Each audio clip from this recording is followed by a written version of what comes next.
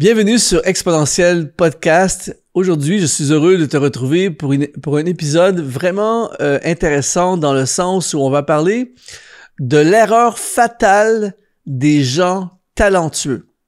C'est-à-dire que, et c'est un honneur, mais on a beaucoup de gens très, très talentueux qui nous suivent sur Exponentiel, des gens de toutes les sphères de la société, des artistes, des entrepreneurs, des leaders, des gens dans le ministère, des gens qui construisent des choses. On a vraiment des gens fascinants. Je reçois des messages de gens et je suis vraiment très, très honoré d'avoir la qualité de personnes que vous êtes et qui nous suivent. Ça me touche beaucoup. Et donc, on a beaucoup de gens très talentueux, mais il y a une erreur fatale. Il y a une grosse erreur que beaucoup de gens très talentueux font. Et aujourd'hui, j'aimerais qu'on la regarde ensemble et j'aimerais te l'éviter. Et je m'inspire d'un personnage de la Bible qui s'appelle Apollos. Et juste avant de plonger dans ce sujet, reste jusqu'à la fin parce que je t'assure, ce n'est pas quelque chose qu'on entend souvent, mais c'est vraiment profond et c'est très, très puissant. Mais juste avant, j'aimerais te donner un accès à ma chaîne WhatsApp. J'ai démarré une chaîne WhatsApp sur laquelle je publie du contenu à chaque jour. Du contenu d'inspiration, de la formation, de l'encouragement, des pensées bibliques, plein de choses pour t'aider à croître, à grandir, à vivre pleinement tout ce que Dieu a pour toi. Je te partage tout mon savoir vraiment dans le but de t'aider. Et tout ce que tu as à faire, si tu es sur YouTube, tu vas dans le lien qui apparaît sous cette vidéo et tu vas pouvoir rejoindre mon groupe WhatsApp. Ou sinon, si tu es en audio, podcast, je vais mettre dans la description également le lien pour rejoindre. Alors, ça serait super que tu viennes rejoindre j'appelle ça la communauté des exponentialistes. Ce serait vraiment génial de t'avoir. Alors aujourd'hui, je veux parler de cette erreur fatale et je veux juste lire un passage un peu long, mais tu vas voir, c'est vraiment, je t'assure, c'est du contenu. C'est pas quelque chose que j'ai entendu souvent. En fait, j'ai jamais entendu personne enseigner là-dessus. Peut-être que ça existe, mais moi, j'avais jamais entendu quelqu'un enseigner là-dessus avant. Et je pense que ça peut t'aider énormément. Actes chapitre 18, verset 24. Un Juif nommé Apollos, originaire d'Alexandrie, homme éloquent. C'était un gars éloquent et versé dans les Écritures. Il vint à Éphèse. Il était instruit dans la voie du Seigneur et fervent d'esprit, et il annonçait et enseignait avec exactitude ce qui concerne Jésus, bien qu'il ne connût que le baptême de Jean. Il se mit à parler librement dans la synagogue et Aquilas et Priscille, l'ayant entendu, le prirent avec eux et lui exposèrent plus exactement la voie de Dieu. Comme il voulait passer en Achaïe, les frères l'y encouragèrent et l'écrivirent aux disciples de bien le recevoir. Quand il fut arrivé, il se rendit par la grâce de Dieu très utile à ceux qui avaient cru, car il réfutait vivement les Juifs en public, démontrant par les Écritures que Jésus est le Christ. Apollos, c'était un gars génial. C'est-à-dire, c'était un enseignant, un communicant, un orateur de très, très haut niveau. Il était éloquent. Et là, on parle de l'époque des grands philosophes grecs et tout ça, des grands discours. Les gens, à l'époque, allaient écouter des discours, tout ça. C'était vraiment un gars qui avait les mots justes. Il savait comment parler. Il savait comment captiver son audience. Il savait quoi dire. Il devait être probablement très, très éduqué, tout ça. Il avait un don. C'était une star. C'était vraiment un personnage très, très charismatique qui attirait beaucoup les gens parce que Paul va même réprimander les Corinthiens dans 1 Corinthiens 1,12.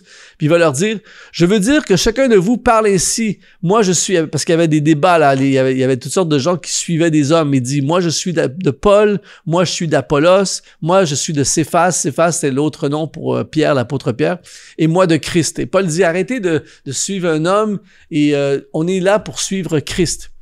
Et c'est intéressant que dans les noms qu'il a mentionnés, il a nommé lui-même, qui est Paul, c'est la plus grande célébrité du Nouveau Testament, après Jésus-Christ, évidemment. Et après ça, il parle de Pierre, qui est Pierre, tu es Pierre, sur toi je bâtirai mon église, quand même pas n'importe qui. Et il met le nom d'Apollos là-dedans. Donc ça veut dire que Apollos avait énormément de charisme et il attirait beaucoup de gens avec lui. Donc il y avait des dons, il persuadait, il influençait, il attirait les gens. Tout ça est génial.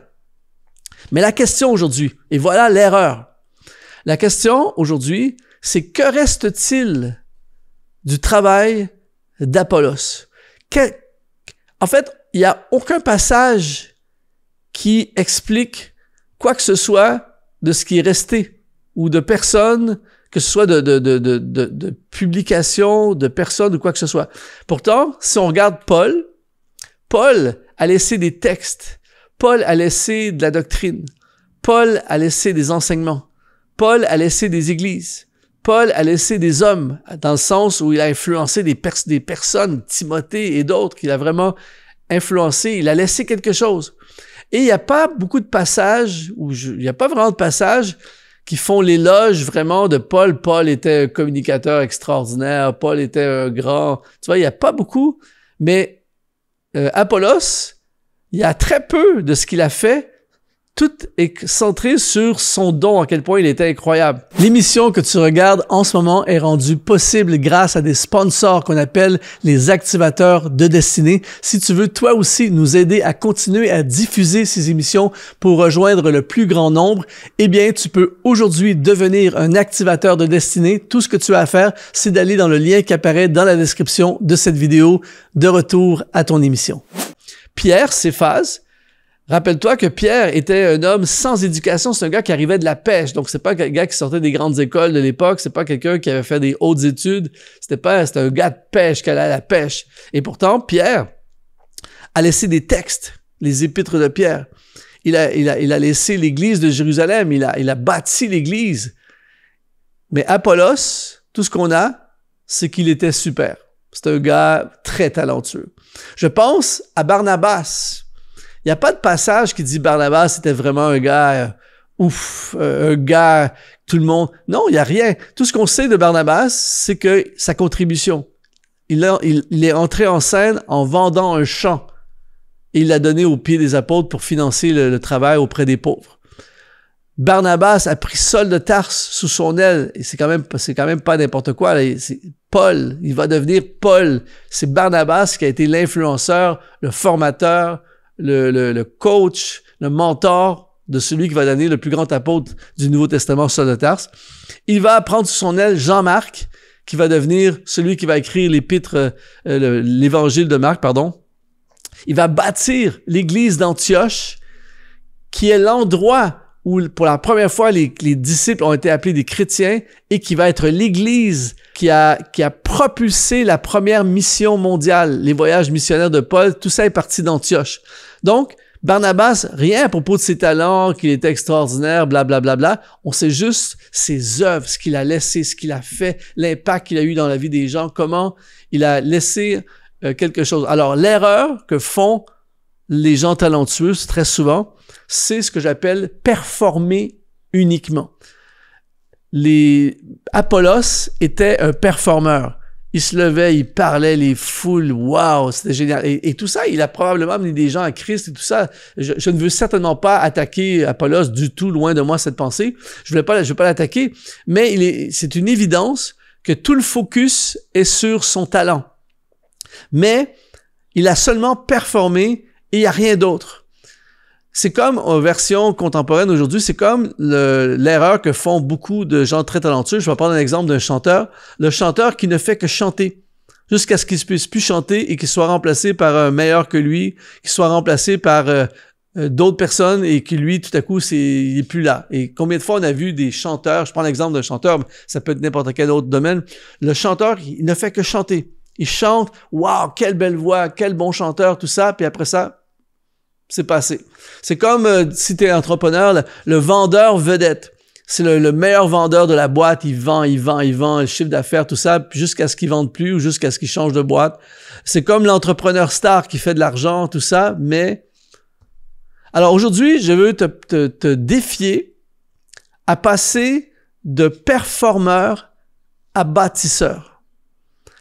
Paul était un bâtisseur. Céphas, Pierre, était un bâtisseur. Barnabas était un bâtisseur. Apollos était un performeur. Le performeur, c'est génial pendant qu'il performe. Mais après ça, il n'y a plus rien. C'est pour ça que même à Hollywood, il y a plein d'acteurs qui deviennent des producteurs de films. Ils veulent pas juste acter dans un film, ils veulent laisser quelque chose. Ils veulent construire quelque chose. Et aujourd'hui, si tu es cuisinier, ne fais pas que cuisiner. Crée des recettes, vends des recettes, forme des cuisiniers. Si tu es un leader, un pasteur d'une église, eh bien, ne fais pas que juste prêcher et entretenir le troupeau. Tout ça, c'est top, là. Comprends-moi bien, je suis pas en train de mépriser ces choses-là. Mais fais quelque chose qui va rester. Fais quelque chose qui va traverser le temps. Fais quelque chose qui va porter des fruits à long terme. Construis des gens. Ne fais pas que juste le ministère. Et souvent, c'est ça qui se passe dans le ministère. On travaille 50, 60 heures par semaine. Le ministère. Et puis, j'ai tellement vu de leaders et de pasteurs désabusés et blessés. Ils font ça pendant 20 ans, 30 ans. Et après ça, ils sont épuisés. Ils tombent malades. Il arrive quoi que ce soit. Et on les remplace par quelqu'un d'autre. Et eux, ils se retrouvent avec plus rien. Tu vois? Bâtis quelque chose, bâtis des gens, aie derrière toi des disciples que tu as bâtis, des personnes, des églises, tu as laissé quelque chose, des textes, des vidéos, des écrits, des formations, des enseignements. Laisse quelque chose. Récemment, je relisais encore, et je l'ai lu à plusieurs reprises, un livre qui m'a énormément impacté. C'est Lectures to My Students. Je ne sais pas si ça a été traduit en français, mais par Charles Spurgeon. On l'appelait dans les années 1800 le prince des prédicateurs. Le gars, c'était un orateur. C'était un Apollos, en fait. C'était vraiment un genre d'Apollos. Un gars, les gens, il remplissait des salles de 10 000 personnes, il prêchait sans micro. C'était vraiment incroyable. Le gars, c'était un génie. Un génie très intelligent et un orateur comme il y en a très, très peu dans chaque génération. Mais il n'a pas que parlé, prêcher. Par exemple, il a écrit Lectures to My Students parce qu'il enseignait à tous les jeudis, à toutes les semaines, il enseignait à ses étudiants qui étaient dans l'école biblique. Et donc, il leur enseignait des principes. Et donc, il a fait un livre.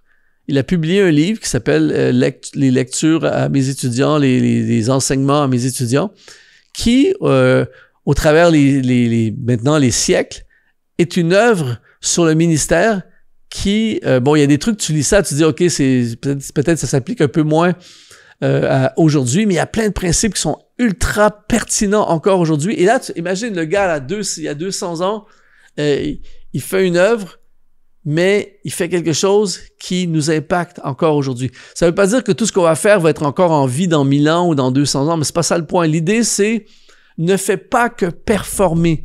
Bâtis quelque chose qui va bénéficier la génération qui va te suivre, qui va bénéficier les gens autour de toi. Ne fais pas que prêcher des bons messages, ne fais pas que faire des ventes, ne fais pas que faire de l'argent dans ton business. Deviens un bâtisseur. L'erreur fatale qu'a fait Apollos, c'est de ne pas avoir créé quelque chose ou investi dans quelque chose ou d'avoir construit quelque chose dont on parlerait et qui aurait influencé beaucoup plus de monde que juste ces messages. Et en plus, il faut savoir qu'à l'époque d'Apollos, il pouvait pas prêcher un message qui est retransmis sur YouTube ou retransmis à d'autres personnes. Donc, les seules personnes qui ont bénéficié, c'est les gens qui étaient là avec lui. Et Paul avait compris quelque chose qui dépassait tout ça, qu'il a dépassé lui-même. Il a fait du travail intemporel, du travail qui passe le temps. Et je veux vraiment t'encourager dans ton domaine d'activité, dans ce que tu fais, trouve quelque chose au milieu de tout ce que tu fais. Dis-toi, pose-toi cette question. Est-ce que je suis en train de bâtir quelque chose ou je suis simplement en train de performer? Et ça s'applique aux salariés, même si tu es salarié, tu travailles dans une entreprise, tout ça, ne fais certainement pas l'erreur de juste performer pour ton entreprise parce que, crois-moi, quand viendra le temps de fusionner, de vendre, de te remplacer, ils vont le faire, ils le font toujours au travers le temps et toi, tu as juste performé et là, ils te donnent ton chèque et tu pars. Tandis que si tu bâtis quelque chose, ça va aller au-delà de ton emploi, ça va aller au-delà de ton salaire. Et ça, c'est ultra important. Ce n'est pas un message que pour les entrepreneurs, c'est un message pour chacun d'entre nous qui avons des talents. Si tu es vraiment talentueux dans quelque chose, eh bien, ne te contente pas de performer dans ton talent.